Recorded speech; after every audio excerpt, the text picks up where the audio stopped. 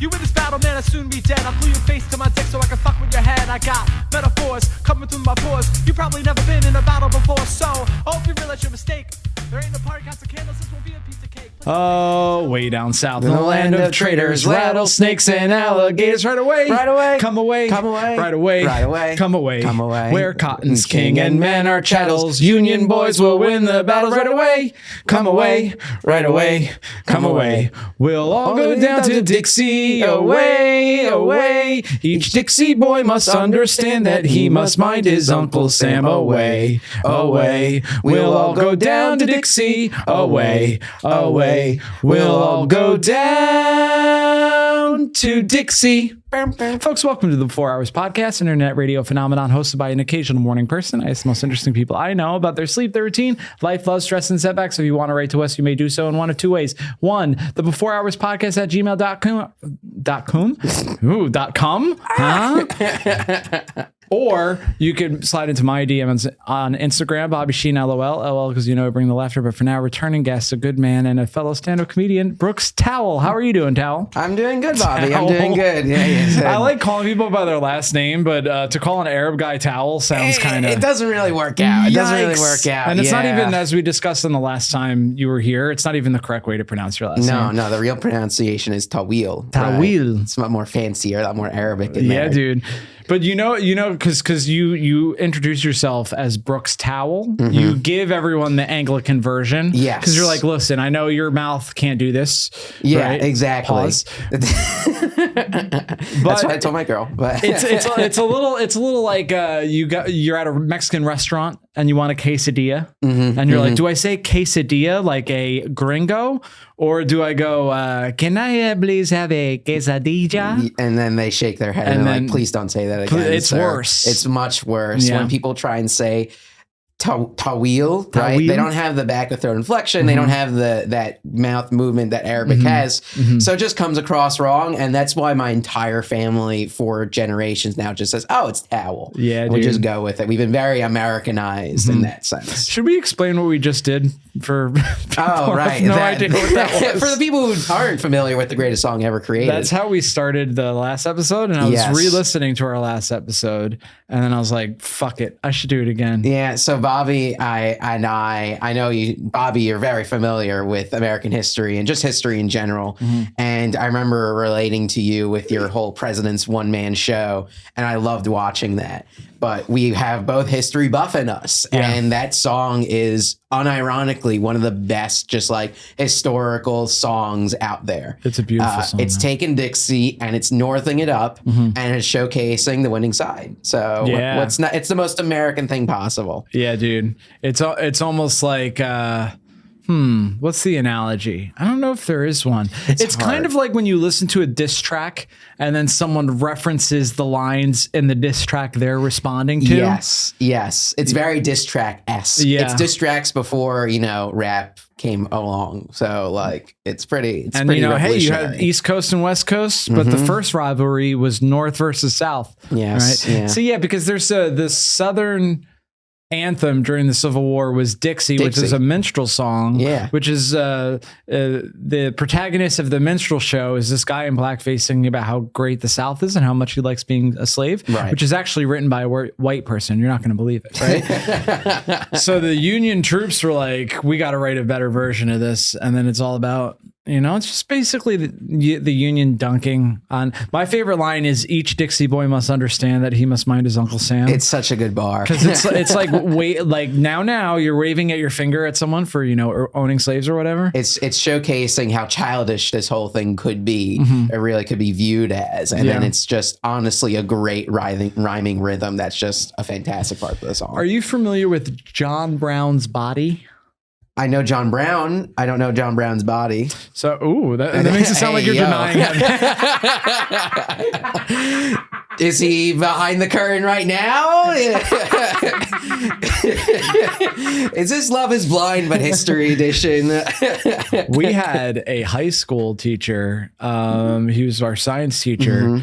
And so he didn't know about John Brown. And we were like, dude, you look like just like John Brown. And he was like, he kind of had this vibe of like, are you making fun of me and how I look? Right. But then we're like, no, John Brown started or tried to start a slave insurrection in like the 1850s, I think. Yeah, it didn't work. You know what's funny? Because he asked like no black people about it, right?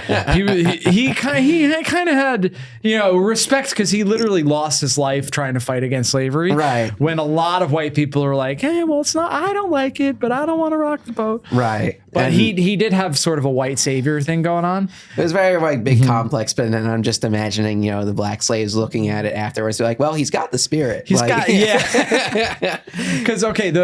just a quick for the listeners, John Brown's attempted rebellion, basically in the 1850s, before the Civil War. He was a white guy, and he was like, listen, I hate slavery so much, and I'm not one of these gradual anti-slavery people, like let's end slavery in good time, like Lincoln was, right? He was more of like slavery is so evil that it needs to end right now, which in hindsight, it sounds like a very reasonable. It sounds so very reasonable, right? But in the 1850s, everyone's like, "You're crazy." Yeah, this guy's a little nuts. Yeah. He's gonna do this right now. But to be fair, he also was nuts, right? Because he had this very, I don't know what denomination of Christianity was, but very almost like. Very close to having snakes bite him, sort of energy. A very religious fervor to it, which, can be interpreted in modern, even more ancient contexts, where sometimes more religious people take on this huge undertaking because they see it as an act of God and something they must undertake. And there's nothing to answer to at that point. So it's like, he is going to take up arms and do this because he believes it to be righteous. And sometimes they are righteous, sometimes they're not. But it leads to, the John Brown's actions and the insurrection, so to speak. A funny piece of trivia is that 19 guys fought with John Brown, and 19 guys, shall we say, fought on September 11, 2001. Interesting. Yeah. How does that work out? What's the inner conspiracy here? You know what? I just said it as it's kind of a funny coincidence, but statistically, one person will have heard that sentence, and now they're going down a rabbit hole, and they're going to buy some fertilizer and a van. My goal for this podcast is to create one conspiracy theorist, one way or another, whether it be me, you, or one of the listeners. So we're on our way. I'm very happy to hear that. So John Brown, he had a group of mostly white, but he did have some black people, right? Mostly free black people from the North, but they were like, we're going to attack this armory in modern day West Virginia. At the time, it was part of Virginia.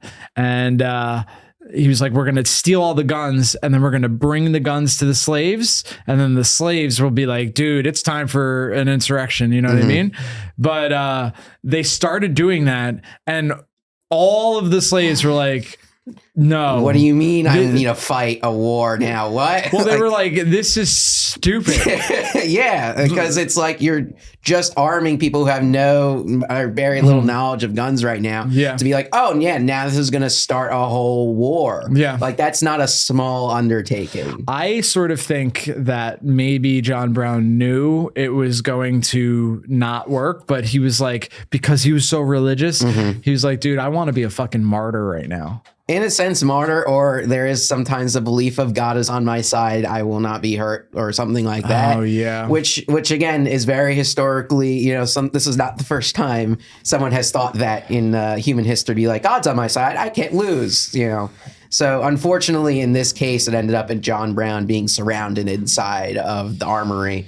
As federal agents also like basically closed in and be like, hey, this guy took over a U.S. armory. So he wasn't necessarily even fighting the people that he had he fought a system, but he didn't fight the actual slave owners or the people like espousing the glory of chattel slavery. Like it was just, the federal government at that point, which for better or for worse was supporting the system in a way, but it's not, it didn't go about the way that I think he was hoping it would with his opponent and seeing how things would go about. And the guy leading the army to surround the armory, Robert E. Lee. What? I Isn't did that not crazy? know that. Oh my God. There's so many funny little things like that. That's an anime twist right there. All right. I have an anime to pitch to the nearest studio. I have to go. John Brown, because John Brown's sons participated in the raid, and one of them was shot and died, but he didn't die right away, and he was crying because I imagine getting shot is uncomfortable. And John Brown was like, "Stop crying, die like a man." I'm like, dude, John Brown, you were so intense, dude. Wow, John Brown really bringing out that toxic masculinity. How could you? Wow. Men aren't allowed to cry, I guess, John Brown. That's why he hated slavery so much. He's like, you're a dude that's seriously going to own another dude. That's gay as hell, dude. Come on. What are you doing? Frat President John Brown out here. So John Brown's Body, the song, was created because there was a Union regiment that came out of Boston. And there was a guy, my understanding is he was sort of like a goofy looking, like kind of chubby, and he just looked silly with his backpack, and he was kind of waddling with his backpack, and his name happened to be John Brown, which was just funny. Right. It's like now if you were like in a training camp as a soldier, like basic training, and there was a guy named John Cena. Yeah. You're like, how are you not going to joke about that?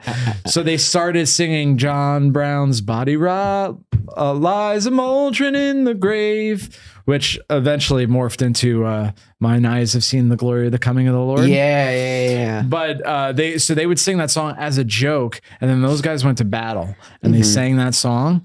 And not because they love John Brown, but it's like an inside joke. But that really upset Confederate soldiers to be singing about John Brown. So they were like, "Oh well, if we control the Confederate soldiers, right? That's wonderful." Right. That's a great thing that we could do. And then it morphed into, because they would actually like liberate plantations, right? And then after 1863, black people could fight in the army, and then they're fighting alongside black people, witnessing their bravery. Right. So it turned into this weird thing where at first they were singing the song as a joke, and then by the end of the war, they were like, we actually unironically love John Brown. Yeah. And you could see the evolution just through, like, I think I read Team of Rivals, which is a great book. It's very thick. It's not an easy, like, go at it read. Damn it thick. Damn it thick. Like 700 pages or something about Lincoln's president, like the tail end of Lincoln's presidency. And it goes into like the changing feeling, I believe it mentions, of, the cabinet and seeing how soldiers reacted to now at this point in the war versus beginning. But it was a really like very dense book. So it's like a book recommendation with caution. Don't jump into this thinking it's going to be one that you're going to have fun with. You know what I loved most about Team of Rivals? What? Is the drama. Oh my God. Lincoln it was very Real Housewives. So drama filled. Dude, he was actually like, I think he was straight up, I want what's best for the country. But he was surrounded by a bunch of, respectfully, because I respect all the men in Lincoln's cabinet. Although Chase, but the prima donnas, a lot of them. Yeah, well, they all have their own little worlds. They have the Department of War, have Seward, we have all of them have their places where they find themselves matter expert. And in comes Abraham Lincoln, with his sort of principalness that can sometimes come into conflict with what they believe. But the whole point of the book is you could take it as a leadership kind of study and be like, hey, this is what happens, how you bring together a team of people who don't agree at all on a lot of things to accomplish a goal, which is winning the Civil War. I read it first as like a history book, and I came out of it realizing it's actually a leadership book. It is a recounting of what a good leader does in times of conflict, especially with people that they might be in conflict with, even though they have the same goal. You know what a book you might like? It's written by the same author as Team of Rivals. It's called Leadership in Turbulent Times. It's also written by Doris Kearns Goodwin, and it's really good. It's about both Roosevelts, Lincoln, and LBJ. LBJ, who is a full-on lunatic, by the way. I know the stories of him whipping it out. That's not a normal person thing to do. No. But a leader in times of conflict. So you can't get everything with your leadership sometimes. You can't get a normal guy for these times. I used to do a joke on stage that was like, it would work sometimes, but sometimes it was like a little too You're weird. stretching it with this sometimes, but go ahead. Because to me, it's true and it's funny, which is that Lyndon B. Johnson, the president after Kennedy, He did a lot for civil rights, and he also had a giant penis. A penis so big he called it jumbo, and he would pull it out in front of Republican congressmen in order to intimidate them, which is bad. Right. That's wrong. Don't do that. But he did pass the Civil Rights Bill of 1965. You know what? It's got me thinking. I truly think that Lyndon Baines Johnson has come back into our world as Louis C.K. I truly believe it's. You shouldn't do it. You shouldn't do Although LBJ didn't ask at all. No.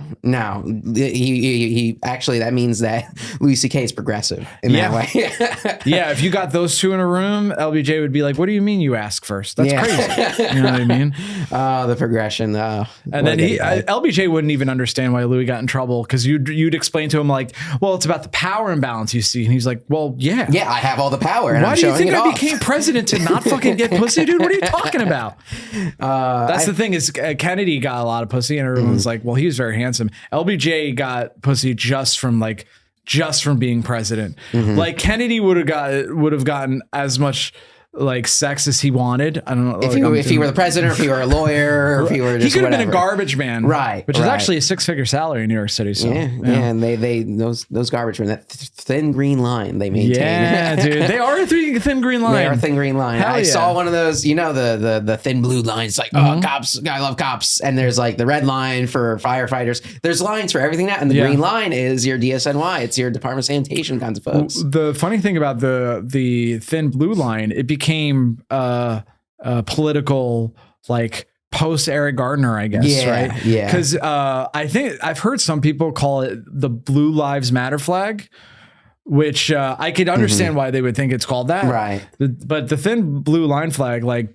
predates all of the predates Rodney King. Really? Like, it was apolitical. It comes from England. So England had. I said, "What's that? What's England?" No, but what? Tell me the history of this flag. England used to say the thin red line because the cops in the 19th or early 20th century wore red. Okay. Right. And the whole idea was like, it's the reason it's a thin line. It's because you don't think about it a lot, but in their view, the cops keep everything in order. Right. Okay. So then the US police started that in like the 40s or 50s. So, but it would be a very niche thing to have an American flag with a blue line on it, right? Until it became like a reaction to Black Lives Matter, right? And now it's a whole reactionary kind of espousing this, like, cops are what keeps society together, blah blah. So it manifests, I guess, in using that I do think that I do think cops are important, and I know that we live in such a weird time now. I blame it on the two-party system. Yeah, a lot of things can be blamed on the two-party system. Because I feel like even just saying that now, a lot of people left of center are like, "Oh, so you love police brutality?" Right? Like, that's not what I said. You know what I mean? It's only a hobby. You know? Yeah. But in general, I don't kind of like slogans or, you know. You don't strike me as someone who's very like, I don't want to use the word radical, but not so like, I see this movement and it becomes my life. You seem like a very more like slowly reasoning through things. Yeah, I think that's the way to be. I think like not being emotional about stuff as much as you can be, because politics is emotional and it affects people's lives. It can affect your life. It can be very much impactful to your own situation. Like, it's not something that I tell people, ignore politics, have no thought in these kinds of things, because they very much do. But there are also people who take that to an extreme that's like, in a sense, in a John Brown-esque way, where it's like, this is a religious movement to me. Yeah. And it maintains every step that I take forward is towards this goal. Yeah. And to better or for worse, like, I think that there is a balance most people can try and strike. You know? Yeah. I think there's very few MAGA people and there's very few ACAB people, but they dominate the conversation. Right. Yeah. And that tends to be how it goes. But at the end of the day, though, in this society, it comes down to getting into a voter booth and putting a yes on this person or no on this other person. We're in an interesting situation right now. Herein lies our dilemma, Bobby. Well, we are talking before the election, but people will hear this after the election. Yeah. So we're in a weird situation where we don't know the outcome, but you, the listener, does, hopefully. This is like kind of like finding the radio in the nuclear bomb shelter. Like, Like you're seeing this as like, wow, what a time it must have been to be there before Tuesday. Yeah. And like, if you're watching this on when would this come out? It is something I should know off the top of my head. Yeah. I want to say, actually, it could come out Sunday. I'm being very unprofessional. I think it could come out on Sunday. Interesting. I was going to say, because this would be classified then as a pre-war podcast. Podcast. God damn. I can't remember. Did I do... no, I'm not going to ask Maxim this. This is too inside baseball. Yeah, it's a little too I think inside baseball. If I haven't done a recording between you and Jesse, then actually this will come out on the Sunday before the election. All right. Well, then I mark my words. I look forward to checking it out once available. We don't have to get too inside baseball with that. In fact, I don't want to ever talk about baseball ever again. So let's not. You're not a baseball guy? No, I am, and that's why I don't want to talk about it. Oh, were you a Yankees fan? Yes. Were you as if now you're not? It all goes away as soon as you lose a World Series that you shouldn't have lost. You know, it's just a little tough. Yikes, dude. I didn't watch I didn't even know who they were playing. Who were they playing? They were playing the Los Angeles Dodgers. Oh, yeah. So it's a New York, LA sort of situation. I took a little bit of that rivalry. I am a diehard Yankees fan. Been watching my whole life. So do a lot of the Dodgers players do like a lot of act outs? You know, they do this thing where they would like get a base hit, and pretty much every single time they'd go back to the dugout and they make like do this one motion, they dance, and like it bothers. Here's the thing: is like I feel like it's an emotional thing, or like they're trying to get in people's heads. And I would look at it and be like, it bothered me so much. It bothered me so much because, like, one, I'm annoyed that they got on base, and two, and I'm like, why are they dancing? Why in front of me? I'm watching.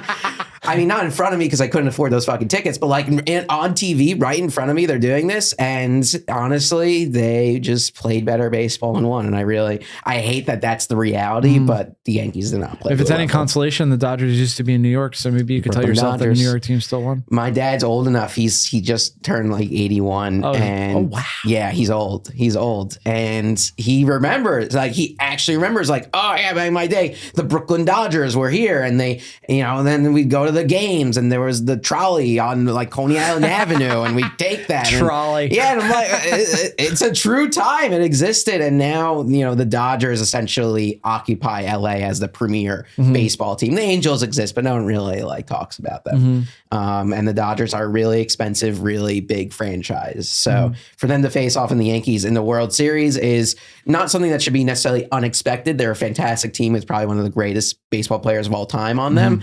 But you still hate to lose. You still hate to lose. It's not something that makes you feel good about yourself, which is weird because it has no ties in my actual day-to-day life. But here I am. Do you have any... are you superstitious in any way? You know, no. I really like this. Is a thing. I'm a diehard fan, and I hate all the superstition around it. Be like, oh, I wore this shirt yesterday and they won. I better wear it for Game 5. And I'm like, no, the shirt doesn't have anything to do with Game 5. Yeah. What happens with Game 5 doesn't matter what you wore on Game 4 or when you said you jinxed it or this happened or that. It doesn't matter. What matters is the players executing and everything working in reality that you can see. So when someone comes up to me and says like, oh, you're going to jinx the game by talking about the Yankees like that. And I'm like, I won't. I wish I could have that power. I wish I could manifest the Yankees into not giving up errors, but apparently I can't. So what's the point of complaining about it? See, that's why I could never get into gambling, because I think to enjoy gambling, you do have to be superstitious. Yeah, there's definitely superstition in there. Yeah. There's definitely, that's kind of like this, the manifesting or seeing yourself in the position of what happens when you win. Like, oh, if I win the lottery, I do this. That's how they get you, because now you're thinking about it and your brain tells you that can happen. Just do this one thing. And then all of a sudden you spent, you know, thousands of dollars gambling on lotteries. And then all of a sudden you have nothing to show for it. Dude. And okay, this is like a mean way for me to feel, but I think it's a combination of things. When I'm at a corner store and I'm behind somebody and they're doing lottery, first of all, I'm like, hurry up. But I'm like, also, this is dumb. You don't know how statistics works and you're not going to win. Just let me buy my food. I get a little bit of a PTSD from it because I used to work at this awful gas station that was like so busy and we were understaffed. And it was one of those things. They like made you feel bad if you took a break. But don't work at Stewart's in upstate New York. It's not good. But then people would come with their motherfucking lottery tickets and it always took forever. Because you got to scan the thing, it waits, it checks or something like that. Yikes, dude. And they'd be like, well, I'll split 23. I'm like, I don't know what that means because I'm not a degenerate gambler like you. Or if like you can't find somebody's cigarettes, there's something when you're the last thing between someone and their addiction where I think they're kind of assholes to you, except for the alcoholics. Really? Very nice. And listen, I'm a little biased because I'm a former alcoholic myself. You know what I mean? Right. So maybe I'm like, those are my people. But I never had, you had the same half dozen people that'd be like, oh, another 30 rack. Interesting. I know that you're not having a party every night. You know what I mean? Always very respectful. It's just the cigarette smokers and the lottery people. Yeah, I'm fortunate. I know my family to have a sort of gambler's addiction, so to speak, through it. My family members got addicted to those kinds of things. They're like very heavily involved with it as far as I can. My mom has told me about those things. So like I've been very cautious and put myself barriers when it comes to gambling. Dude, you know what scares me is that it's on people's phones now. Oh, it's everywhere. There are billion-dollar companies that exist now to facilitate gambling. And it's so funny to me because it's like cigarettes can't be advertised anymore. Right. You know what I mean? But now every single sports betting app is on every single advertising platform telling you how you can place bets right now. They're on the radio, they're on TV, they're on your phone ads. It's everywhere. It's everywhere. And it feels like that changed very quickly. It's weird. I remember growing up and there was this association with like gambling and sports, which is just like no one talks about it. You'll never see a betting number on ESPN in a day in your life. And all of a sudden, like the past 3 years, I'll watch ESPN or something. And all of a sudden they're telling me, oh, here's today's lines. And I'm like, what? Isn't this like shouldn't this, it feels like illegal. It's something that feels like it shouldn't be done. It's like, but like marketing to children and things like that feels like it should be illegal, but yet we allow for it. And the fact that like you could gamble on your phone, a device that's also all here made to be addictive. The sports gambling lotteries now have apps on your phone. You could just keep going at it. Games are designed as gambling. At least if you're buying lottery tickets from the quarter store, it's like you got to put on your shoes and your jacket and walk down the street and you have all that time to think about it while you do. Whereas like a phone, I remember one time when my dad was still working, there was a kid that my dad worked at a supermarket and there was a kid that was like in his late teens, early 20s. And my dad sees him in the break room. He's just crying. And my dad's like, what's going on? And he was like, I lost X $1,000, like over $1,000 when you're 19, 20 years old is a lot of money. It's tons of money. And he was just like, I thought I was going to, he's not even self-aware enough to be like, I gambled and gambling is bad. He was like, my system, it's supposed to work. And it's like, there's no system. The house always wins. There's only like, you really had to know math in order to try and game and even conceive of a method for gambling. And at this point, they've pretty much figured out most of those avenues. There may be those one or two times that something somehow happens. But the math works out and the house always wins. You know what solidified the idea that the house always wins for me is the idea that counting cards is not illegal, but the casino can throw anybody out for any reason, including if they think you are counting cards. So literally, if they think you might the method to win, if you think you can use this to win, get out of here. Crazy. Play randomly. Play with anything but the actual optimal strategy. I can't key into it at all because I don't know. I have an addictive personality. I think I can get addicted to things. I was addicted to alcohol for many years, but I remember I went to a casino. And when I was still a drinking man and they bring you drinks and I was like, free drinks, that's cool. But they want you to keep playing. Right. And I played like the lowest minimum that they had, I think was $15 a hand. Ooh, which just that's a high minimum. Yeah, that's like a high $15. Minimum. So I would, not having any clue what I was doing, I would, bust. I lost $15. I'm like, well, what the fuck, man? Yeah. So if I drink $15 worth of booze, I will feel something. Yeah, that's for a lot of people there. I think there is that divergence, that logic tree that happens, which is like, play my first gambling game. Like, do I win or do I lose? If you lose, half the people just say like, all right, I'm never doing this ever again. Fuck this. I didn't get anything out of this. And then there's the people that either lose and say like, no, I need to keep winning, or the people that win and then just keep going. I remember I was on a cruise ship and there was a very old Japanese man, and he was at the minimum table for blackjack, and any time of day, because it was open 24/7. I'm not exaggerating. Every time I walk by, that old Japanese man was smoking, because you could smoke inside. He was smoking and he was playing blackjack. And I never saw him smile. But he's like, if he hit, he wouldn't be like, hey, like he would just. I remember one time I was sitting next to him. We sort of like became friends. That kind of weird situation. Barely spoke English, this guy. And I got 2 8s. And then I didn't hit because that's 16. Right. Okay. Like, of course not going to hit, right? It depends on the opposite card. What does a dealer have? First of all, the fact that you said that means you're miles ahead of me. Look, I know I'm the like, game. 16's very close to 21. I don't. So your brain's telling you, but what did he say? Well, apparently there's a rule in blackjack, and I'm sure people that gamble or even understand the rules of blackjack are screaming at their phones right now. But if you have 2 8s, you could split them and then play 2 games. Yeah. I had no idea. I had no. So I went stay for 2 8s, and the guy acted as if I took my wallet and threw it in the river. And his broken English, he was like, "You split 8s, split," and I was like, "I don't know what that means." And then finally, the dealer was like, explain the rule to me, and I'm like, oh, I had no idea. Well, the only other time I have a memory of gambling is I went to Atlantic City with my dad when I was very young. I mean, over 21, but not much older. And my dad is explaining the rules of whatever game we were playing.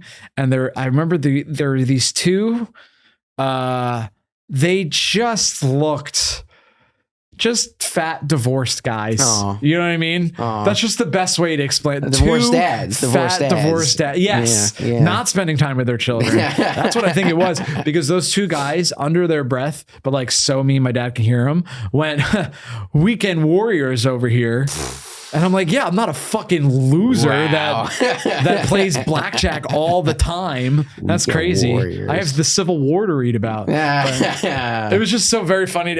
You hit the nail on the head, though. They were divorced dads. Yeah, divorced dads. And I think they were sad that they saw that me and my dad enjoyed each other's presence. Oh, now my heart is broken. You should take him to the comedy club on the cruise ship or something. So you have an old dad, by the way. I have an old dad. We breezed through that. So you're 27. 27. Your dad is 81. Yeah. Now I could do the math, but do it for the listeners. So for the listeners, right? Dad's 81. What happened is he was married twice. He divorced his first wife, in his 40s or something. Then he met my mother. Eventually they get married. And my mom was also older at that point. Ooh. She married when she was 38 to my dad, who I think at the time was in his 50s. And that was 28 years ago or so. Then I come along and my sister comes along, and I have one younger full sister and 4 older half siblings. So that's how it works out. It's like, when your dad just has a long marriage that he's divorced from and then he gets married again, here I pop out. Here you pop out, dude. I pop out. Here I am. So head first. I hope so. Otherwise, that's an emergency, right? I was a C-section baby, actually. Dude, I was a C-section baby too. Oh, it was so cool. No wonder I feel so attached. I mean, the words I'm like, but yeah, I was a C-section baby. So nice. I was a C-section baby because I was also a preemie. I was like being real dramatic, so they had to cut me out real quick. You had a whole thing going on. Yeah, I was like a post-me. I was like 10 plus months. I was like, yikes, not leaving. And they were so like, cozy. Yeah, I was like, I'm chilling, dude. I don't want to get out of here. And there was nothing wrong, thank God. But like, my mom was basically like, she was like, all right, we have to get this baby out at some point. So she books my birth. Like I'm writing a joke about this now where it's basically like my mom chose for me to be a Libra. Oh yeah. And I'm trying to write that in like a very fun way, but like it's kind of a crazy concept where we see the miracle of birth and all these other things. It's like a very complex, very human process. And then you have to then go and schedule it with a secretary. Oh yeah. Like there is this logistics part to it too. Like even birth has to go through a system. In our fun little world that we've created for ourselves. There's nothing I hate more than the bureaucracy. The bureaucracy of, I mean, having a baby isn't getting sick, but I've never had a baby. So whenever I get sick, where I know I have to like see Go someone. see someone. You're just like, oh, come on. Yeah, because I'm not someone that some people get like really upset that they're sick. They're like, fuck. To me, I'm like, it's part of life. Yeah. What drives me crazy is I call the doctor's office and the secretary's like, what do you want, asshole? And I'm like, I called you because you work for the doctor. And they're like, okay, fine.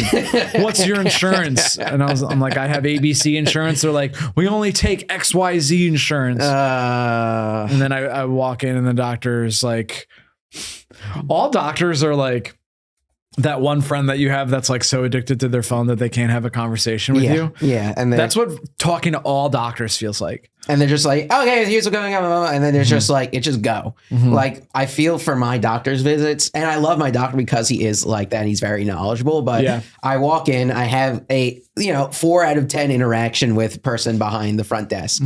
I sit down, I wait, I go in, nurse comes in, very nice, take my vitals, blah, blah. Okay, where's this, isn't that? Wait 5 minutes, doctor walks in and just immediately just dumps all this information. Like, here's what I think is going, this, and you should see this, trying to do this. And I actually started to write down this stuff because I couldn't conceive of like maintaining everything that I should do or like take the advice. And then he'd be like, hey, any questions? And I ask questions and he would listen to me, but it's just such a like condensed interaction that, 3 minutes pass and it feels like a lifetime. Yeah. And then he leaves and he goes to his next patient. And you're like, kind of like bless the man, but also this felt like a little of a shell shock, to experience this. Like you're a car at Jiffy Lube. Right. Yeah. I'm like, just like, oh, he just did these things and then he's gone. He has to go somewhere else. Oh man. But like at the same time, he does have that care and he listens to all my questions and he answers them knowledgeably. So to have that interaction with your doctor is important, but I can tell that the logistics of being a doctor, especially if you're kind of primary care, is just, you have so many people to take care of and look at. You got to go. Like, you can't waste time. Yeah, you got to have. I think I should.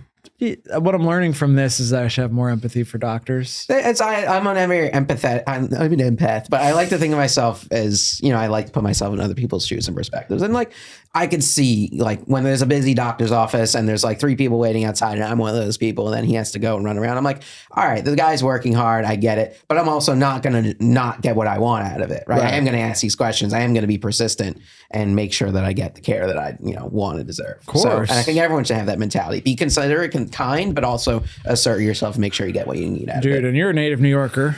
So I was born in Brooklyn, but I grew up in Jersey though. So it's just like I have this New York blood, and all my relatives and like cousins and all of them are basically in Brooklyn. So I've been back and forth a lot, and I live here. Because that's what you just described. Like living in New York will teach you to do that. Like be kind. Don't let the city turn you into an asshole. Because there are people that are assholes in the city. Yeah. Because they feel like they have to be. Yeah. And you don't have to be. You genuinely do not have to be an asshole to live in New York and enjoy all that it has to give you. But you do have to be assertive, right? You have to say yes and no, and I want this and I want that. But you can do it in a kind and cordial way. Dude, when I watch, God bless him or her, someone just got here from, Red Statesville. Right. And they just have this shiny way about them. And a homeless person walks up to them. It's so, I'm like, you just shake your head. I'm on like eggshells, like just hearing this interaction. I want to walk up to them afterwards. I won't, because that's probably something a crazy person does, but I want to be like, listen, next time you shake your head and they walk away. Yeah. You just say, no, thank you. Or you can just hand them money and then just walk away. Like it doesn't have to be a bigger interaction. Dude, what you think this is a while ago, but I was in a KFC. Right. And that's where homeless people come from. Yeah. Right. So they manifest out of there. Yeah. they just spontaneous generation is true. Right. And it's interesting. Fast food places in New York, like growing up in the suburbs, fast food was like fun, especially like the ball pit era of McDonald's. That was fun. Now you walk into a McDonald's and you're like, check the seat for needles before you sit down. But anyway, I saw this homeless guy walk up to this lady and he starts going, I'm just trying to get money for the bus. Cause I got friends in Philadelphia and she's being kind, but just watching her be like, oh, and you have friends in Philadelphia? I'm like, you You're fool. starting the conversation. Like, he's not looking for conversation. He's looking for a money or no thank you. Because if you tell him no thank you, then he's like, great, I could just move on to the next person and like just keep trying. Like, in a way, homeless people in New York City have a very workman's mentality, which is, all right, if you say no thank you, fine. They're I just need to tell me that so I can move on. If you're going to start a conversation with me and then not give me any money, I've wasted this time. Although sometimes, so I've never been homeless. I imagine it is frustrating. Oh, I'm sure it's a nightmare to go through. If you're homeless, please DM me. But I don't know. That's probably not a great use of your time. Everyone phones now. Phones are very easy to get a hold of. That is a sign that like our society, not that it doesn't have problems, but I'm like, dude, if you told someone 100 years ago that everyone would have a handheld device that would have access to this thing called internet, where you could get any information at any time, and we'd reach a place where even a homeless person would have one. And not even in the sense of like people, it's like I've seen online comments, some people are like, oh, you know, I don't understand, a homeless person, how to go use Venmo. And I'm like, very easily, actually. Right. You get a cheap $10 phone or cash, or just find a phone. You charge it at one of these places anywhere, like on the street or just in a shop or something. You manage to get some coffee or something like that. And then you have access to the internet. There's public Wi-Fi. There's all these places. So like, yeah, homeless people can access the internet and they can get help through the internet. So it's kind of impressive. And people don't understand they that. could put a sleeping bag over themselves while they're plugging their phone into the public jack on the and they could watch internet pornography. God and they bless can them. masturbate. Truly, I love that strategy. You never know. You never know what you're saying. It's not the most pleasant thing to walk right by, but look, it's New York. Though. Every human being needs a certain amount of dignity and respect. They shouldn't have to jack off in an alleyway like dignity. a villain. Right. Exactly. Like a comic book villain. Like someone who would kill Batman's parents in 5 minutes, you know? I can imagine that's what happened before. But I have had I don't know what it is, but more than one time I've had two homeless people physically threaten to fight me on site. Like there's just something about my face. Interesting. Yeah, I have no idea what that is at all. Oh, I've had this feeling throughout this whole podcast, so maybe I should just keep suppressing that one. But. You want to fight me too? Maybe a little bit. I don't know. It's so strange. I get one punch. And I had recently, because I was sat like at a bench and I was eating my halal food because I live a very nomadic lifestyle. A lot of my time is spent sitting on a park bench eating halal food. And this homeless guy comes up to me, asks me for money, and I say no. And I had the tray that I took off and put next to me. He took that and like knocked it over. And I'm like, I get that you're frustrated, but that's not cool, man. Yeah, what are you doing? Yeah, you know what I mean. What the heck? It's not my fault. You love heroin. Listen. I know I would love heroin. That's why I've never tried it. Right. I would never even think of trying. Never take that step. Never take that step to heroin. It's a bad step. Although, dude, when you watch people do heroin in movies, because the thing about people doing heroin in movies is that they're always hot. You know what I mean? Yeah. Well, it's a movie. They're all gussied up. They're all for the camera. They're being hot. They're doing this. And they also usually there's camera work and there's like jumping between different scenes and other stuff like that. Like cinema does a good way does well with conveying. Are you like a Sopranos guy? I did watch The Sopranos. I really enjoyed that show. I think it has taken up a character of its own where people now identify it as like, this is a personality. Yikes. And while I don't like that, I think it is one of the best TV dramas out there. I mean, Tony Soprano like takes his place with like Travis Bickle and Walter White.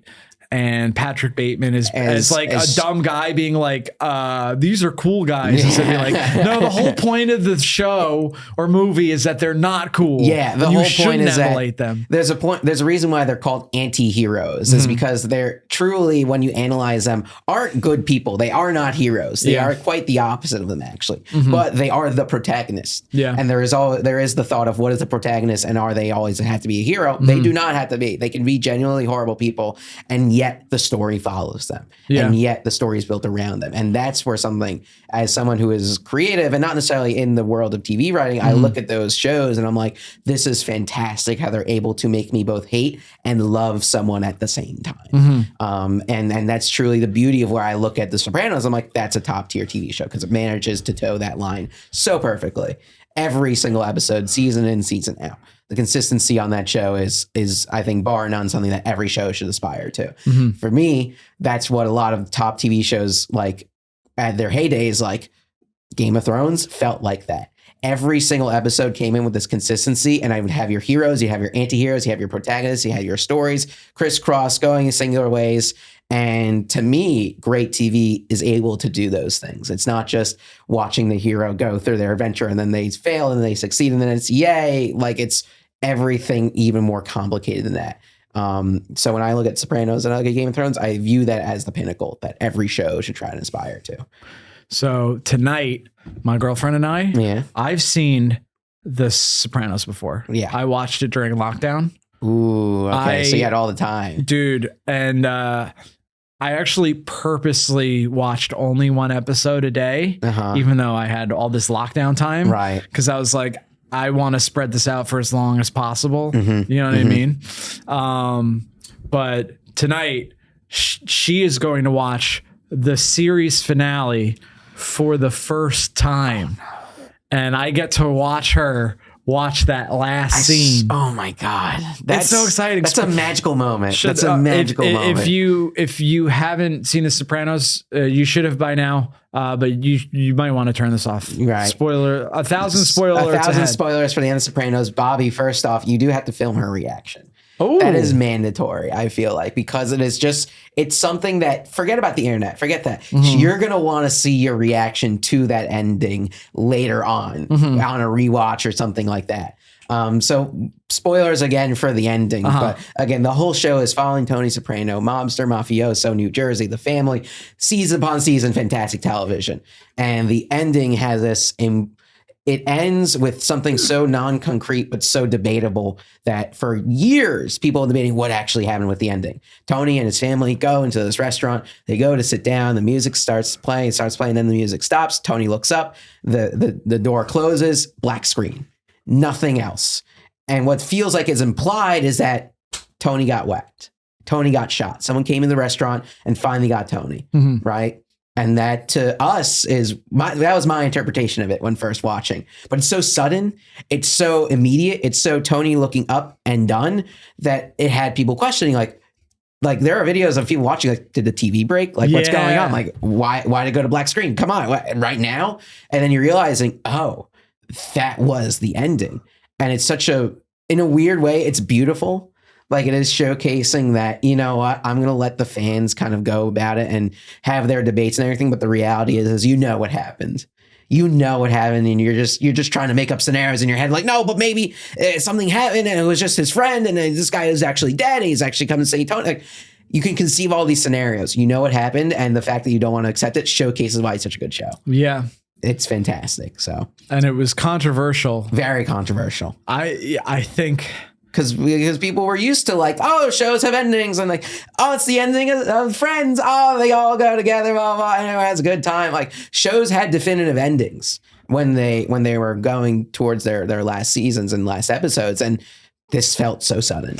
Also, if you wanted a happy ending for Tony, you are psychotic. You're psychotic. Because at the end of season 6, I mean, you relate to him or whatever, but he's killed Christopher. Right. He's killed countless people before.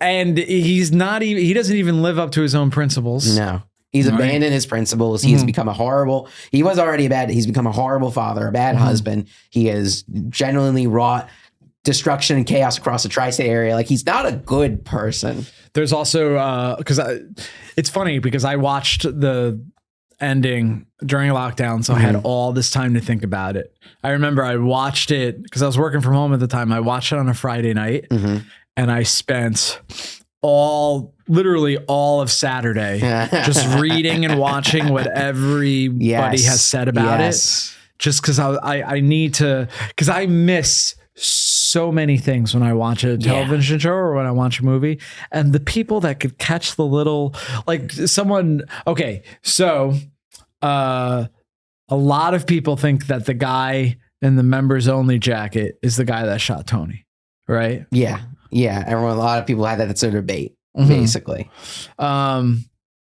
I think one of the major reasons is that he goes to the bathroom. And then if he would walk out of the bathroom, you have the perfect vantage point to shoot Tony while he's not looking. But some people think it's a callback to The Godfather when Michael Corleone goes to the bathroom. Oh, okay. But, I didn't notice that. See, I never thought of something like that. So, but then people would be like, well, why would the members only jacket guy in The Sopranos go to the bathroom? Because Michael Corleone went to the bathroom because he knew he was going to get patted down before he walked into the restaurant. But no one's patting down anybody before they walk into a New Jersey diner, right? Maybe they should. For those just listening, diners are like Waffle House for New Jersey. Yeah. New Jersey is known for their diner culture, and they're fantastic. They serve everything you want, and it's just you sit down and eat. Onion rings, you got spaghetti and meatballs, you got a tuna melt, you got everything you can want. My parents and we used to take us to diners a lot, and like I really love them. We kind of eat kosher-ish though, so it was like I couldn't get like a a Philly cheesesteak or whatever, or some meatball and spaghetti thing, but we went to one all the time, and it was like, all right, this is where I get the best tuna melt I've had in my life, and I miss diner culture a little bit. I need more diners in my life. Oh, the deli has replaced the diner for me. Oh, really? Yeah. I mean, it's the go-to. It's the spot that's like, I want just some kind of food. They're going to serve sandwiches. They'll serve onion rings. They'll serve whatever. See, what I like about a diner is that they'll serve many of the same things that they serve at a deli, but sit down eat. It's sit down eat. You have to wait for the food. You have to order. Yeah. So it takes a little more time, where I feel like sometimes if you go to a deli with a friend, in and out. Yeah. And then you're just like, well, what's your order? Here's your food, leave. Yeah. Right. Which is fair. I like that mentality for New York, but the diner is better. I've enjoyed I'm in Bushwick now a lot more. And the delis around here are very quick, easy, simple, but you could tell how delis are different based on like the neighborhood that you're in. I live in this other part of Brooklyn, like by Park Slope, and they're a little, not like fancier delis, but they have more like variety of food, and there's this prepackaged stuff, and we have to cut fruit and things like that. Go deli around here in Bushwick, and I'm like, oh yeah, I'll get a sandwich, but it's not going to be looking fancy. And if I get fruit, like I'm not going to like have a cut like piece of thing that I can just take a fork with. I'm like, whatever. They serve basics, and there's a couple of choice items that are really good, but like it's a lot more focused on just getting your food and then just getting out. Yeah. I lived here for like so long before I went into my first deli. Really? Because a lot of delis, they don't like the transplants in there. No. Until you prove like until you're like, listen, I'm one of the good ones. You literally have to become one of the good ones. You know what I mean? And we have to say it correctly. Like you can't walk into the Spanish deli and say Habibi, right? But you can't walk into the Arab deli and say boss. So like there's all these different, there's this lingo. Well, when I walk into the Arab deli, I always say shalom, right? Just to make sure. That goes over so well. It's actually your deli now, actually. Yeah. That's a bad joke. But yeah, there is also this localness to your deli too. Like I've been going to my deli now for, a year, and I basically be like, oh, hey, what's up, boss? What's up? How you doing? Blah, blah. Can I get this? Can I get that? And like, you leave a tip and you just say, have a good night. And that slowly transforms into, oh yeah, he's a regular. He's in the neighborhood. He's local. They're like, they know your order. They know my order. Yeah. But the bodega near me, I walk in and I don't even say anything. They just start making, and I'm like, nice. But you know what? There's like two other bodegas that I have that relationship with too. I can't you? Yeah. I hope they don't. I hope they never meet. Yikes. Yikes. Got to keep them on different phones, my friend, phones. Dude, I'll fuck up a chicken over rice, a little bit of white sauce, no hot sauce. My palate's a little too delicate for that. Poor Bobby. What's your deli order? So I've been going a little healthier. I do a whole wheat roll or just a hero, and I do if I'm feeling it, grilled chicken, lettuce, tomato, buffalo sauce. I'm a no cheese guy. Yeah, I don't like to mix the two, but also I've cut out a lot of cheese. And that's like my standard. Like, I'm gonna eat like a good dinner, like a hero size thing. Otherwise, I'm more partial to spinach wraps and like maybe tuna and stuff like that. It's changed a lot. I feel like my doctor, to call back, has told me you should do some things with my diet, and I am slowly but surely getting that, and that manifests in the deli. It's just like it's so funny how less and less like fun things you could do as you get older. Yeah, but like also I acknowledge that when I do the fun things, the next day or later that night, I will feel worse. Right. So that connection for me helps me maintain a healthier lifestyle. When I was 21 and drinking my way through Rutgers, like I'd wake up the next day and be like, all right, time for classes. Yeah. And I wouldn't feel any effects. So I felt very fine being degenerate or like eating like crap. But now that I'm a little older, I'm seeing, okay, no, my actions have repercussions. Maybe I shouldn't have a mozzarella stick at 3 a.m. Well. If it's not the consequences of my actions. As I hurl myself over into the toilet bowl. Can I ask a question about being Jewish and eating cheese? Yeah, go for it. Okay. It's not going to be a very intelligent one. Right. No, which is, I think, evident by the fact that I phrased it that way. But, okay. So, you eat kosher. Debatable. Yeah. But you would never have a cheeseburger. I probably wouldn't now. No. Okay. No cheeseburger. Because for those who don't know, if you eat strictly as a Jew, you're not supposed to mix meat and dairy. Yeah, exactly. So no cheeseburger because you got the burger, but you got the cheese. Right. So I'm wondering, let's say I subscribe to that rule, but could I get a hamburger and then a piece of cheese, right? And eat some of the cheese. And while maybe some of the cheese is still in my mouth, right, put the hamburger and start eating. Okay. So as always, the rabbis have thought of situations like these. I swear, you get 2 Jews in a room, you have 3 opinions about whatever it is. So when it comes to, there's an order of operations, right? If you eat cheese first, the rabbis view that as less contamination in your like mouth and whatever your system is. So if you eat cheese, you have to wait roughly 15 minutes until you can eat some form of meat, right? And the rabbis had debates of like, is poultry considered a part of that? Is beef considered a part of that? But the basic guys is like, all right, if you eat cheese, wait 15 minutes before you have meat. If you really need to have it, you can wash your mouth out. You can do something like that, drink something. That's fine. And that can bring down your time. Quite the opposite is if you eat meat, the rabbis say like, oh, you need it somewhere. Is like you have to wait at least 6 hours until you can eat cheese. 6 hours. Yes, and a lot of Jews have this slang where they say like, oh, I don't want to get meated, which sounds very weird, but when someone is quote getting meated, that means that they've eaten meat and they can't eat any dairy for the next 6 hours. So some Jews will be like, oh, they won't have meat for lunch because they want to have ice cream. Maybe it's a summertime. So they'll have a dairy lunch. And then for dinner, they'll have meat barbecue, but then they won't have ice cream afterwards because it's within the 6 hours.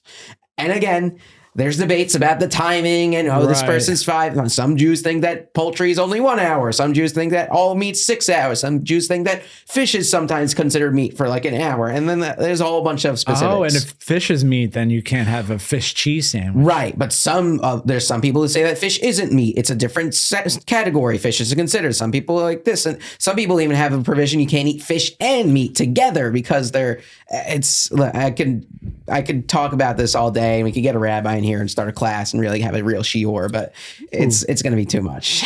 Yeah, we don't need to have a Talmud debate right now. No, I don't want to have a Talmud debate right now. You know what I always think is like, I always think of how some religions are very strict. And then I went to Catholic school and I was, when I still, believed in God and the Catholic theology, I would give up something for Lent. Right. Okay. But I remember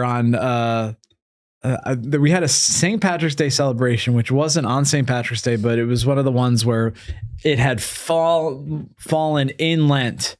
Right. And the priest, when during the celebration, he was like, by the way, whatever you gave up for, you could eat meat today. It was a Friday, but he's like, you can eat meat today. Make sure he said, make sure you have a drink.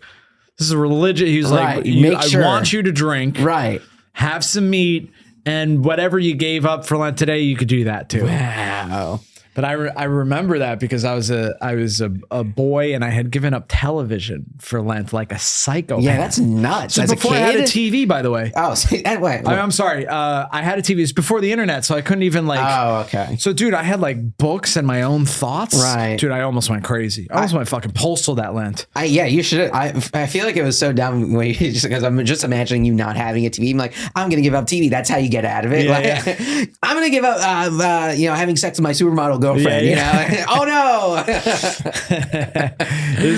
But I remember wanting to because I was like preteen, I think. And I was like, Mom, Dad, can we go home so I could watch television? Because I wanted to be home before midnight, so I could watch some television. And yeah, it's sort of like, it's kind of the idea. Christianity in general is about sacrifice. So Jesus made the ultimate sacrifice. So the idea behind Lent is like, you should sacrifice like Jesus sacrificed, right? You know, but you know, it's a little bit, it's like, oh, I'm not eating sugar, you know, it's the same as like when Christ had nails driven through his hands. It's exactly the same like thing. Well, like also, I think, isn't it the idea of it's a scale though? It's like, okay, but 1 billion people are not eating sugar is the equivalent of Jesus not of getting, you know, nailed to a cross. Is that a part of it at all? I think if we got Jesus Christ in this room and we would ask them if the two things were comparable, you know what? He's historically a very nice guy. So maybe he's a very nice guy. He's a very nice guy. He's a little, look, I don't think he was the Messiah, but I love that. I had a great Passover with him. He's very nice. He's a very nice guy. He rose. I can't think of a better way to end, Brooks. We haven't reached our time, so tell the people where they can follow you. So yeah, you can follow me on Instagram at Brooks Tall. That is BROOKSTLL. That is a play on my last name. My last name does mean tall. I am 5'5". But yeah, if you guys want to check out some more of my comedy, you can check me out actually at Bushwick Comedy Club. We've just opened. We've been running for 2 months now. We'd love to have you guys at the show. Thursday, Friday, Saturdays, house shows, and throughout a bunch of other indie shows. We'd love to have you guys. So that's Brooks Tall on Instagram and Bushwick Comedy Club on Instagram. So. And remember, folks, early to bed, early to rise makes a man healthy, wealthy, and wise. I'm just plain night owls. You know I love you. Oh.